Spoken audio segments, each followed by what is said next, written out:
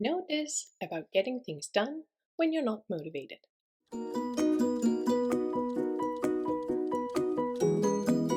I've been a psychologist for 8 years and this is what I know. I'm filming the video from a different spot today as I'm in fact currently in the middle of a painting project so that the room that I'm normally in is drying at the moment. Trying to get myself to start this project, the painting project I mean, has been a bit tough and keeping at it hasn't been the most fun task as well. This made me think of one of my oldest strategies for getting things done when you're not motivated. And why not share that with you? Some time ago, I did another video on getting things done when you're not motivated, which was very popular. In that video, I addressed the essentials of what to work on first when you want to be efficient in spite of not being motivated, and what I find that hinders most in tackling this. Because it seems that there's a lot of interest in the topic of motivation and efficiency, I wanted to share some more information with you on this. This is therefore the first video of a whole bunch on the same topic. Instead of talking to you about beliefs and psychology, I want to give you some of the practical advice that I share with my clients. If you didn't watch the video about what stops most from getting things done when they're not motivated, then feel free to go back and watch that video. Good. In this video, I'll let you know one of the strategies I use to get things done when I'm not motivated. This strategy is called Start Early. Like most, I have a lot of to-dos in my life. Sometimes I come about big to-dos, other times just small stuff. A lot of the time I feel motivated and have an okay time getting them done. But other times I don't feel motivated and feel very much like I don't want to do it. If I have the choice, I won't do it when I don't feel like it. I might postpone it to another day. But as most know, we don't always have that privilege. Sometimes we have to do the thing that day. When I have to do a hard task or something that I'm not motivated to do, I'll then often use this strategy. The strategy is to start early, or as my dad calls it, dip the brush before 7. As I've spoken about and will speak more about in future videos, it's difficult to work when we're not motivated. In here lies that it's difficult to not struggle and feel like giving up. Doing something we don't want to do, but that we have to, can make us struggle and feel not very nice. If we're in the situation where we have to do it anyways, it makes sense to do something that lightens these complications. Start early or dip the brush before 7, I find helps with getting started and continuing working in spite of not being motivated. I remember my dad told me about this strategy over 20 years ago, and it stuck with me. Or he didn't tell me, he rather showed me, and spoke about how he used this strategy for himself. My dad always has a lot of projects. He's maybe the most hard-working man I know and rarely runs out of energy. But this time, at this project, he was a bit in over his head. He was in the middle of renovating the house, being on a time crunch to get it done, and he was over it. He did not find the charm in doing it anymore and just wanted to be done. At that time, he had help from one of his friends, who's a house painter. His friend has a lot of experience with doing hard work in spite of not feeling like it, as this is his profession and way of earning a living. My dad learned his strategy from him in that period, and I've heard my dad quote his friend many times over the last 20 years. When my dad has to get himself to do something he's unmotivated to do and to continue to do it, he does what his friend told him. Dip the brush before 7. What it means is basically just that you should start working before 7 o'clock in the morning. Sounds uninviting? Let me explain how it works and then you can see if it might be for you anyways. For my dad, start early or dip the brush before 7 meant that he would get up very early and start working right away. And that he would then, during the day, from time to time, take a look at his wristwatch and enjoy his own surprise about how much he had already done at 8 o'clock in the morning or at 12 o'clock lunchtime. The surprise kept him going as he felt very positive every time he looked at the time, and starting right away in the morning didn't give him any time to question how he felt about getting started. He just started right after waking up.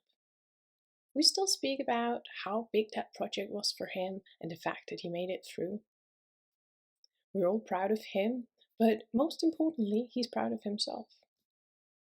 What we remember is not so much the vastness of the project, but that he was able to pull himself through, in spite of the lack of motivation he felt.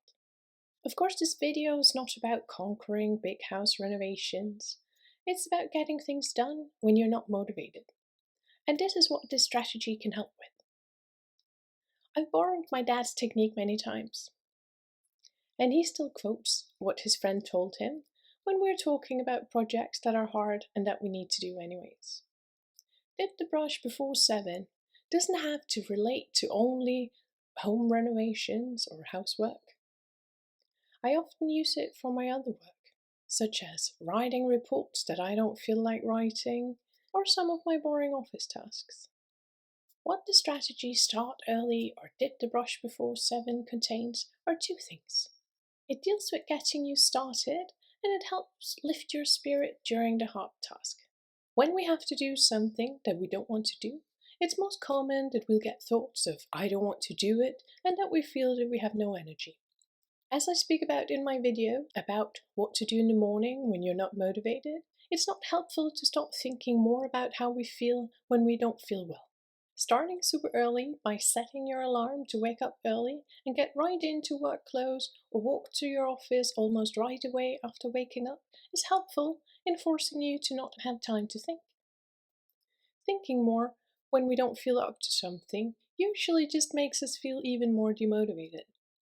When we sit and think about something that we don't want to do, we often end up in convincing ourselves even more of the fact that we don't want to do it.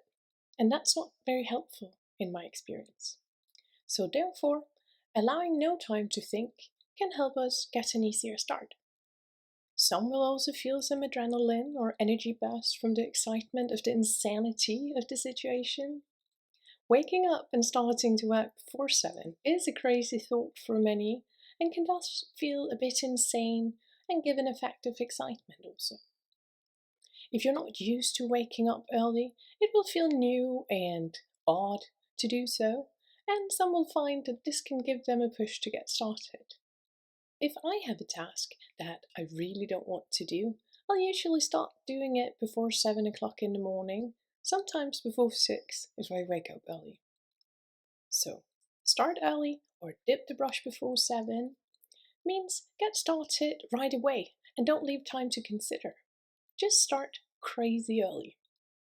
The other benefit of dip the brush before 7 has to do with keeping your spirits up during the task.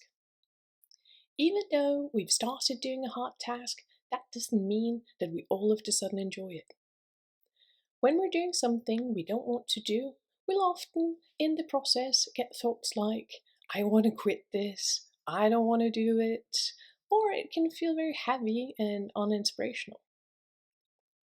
Other than helping me get started, I find that dip the brush before 7 helps me with this.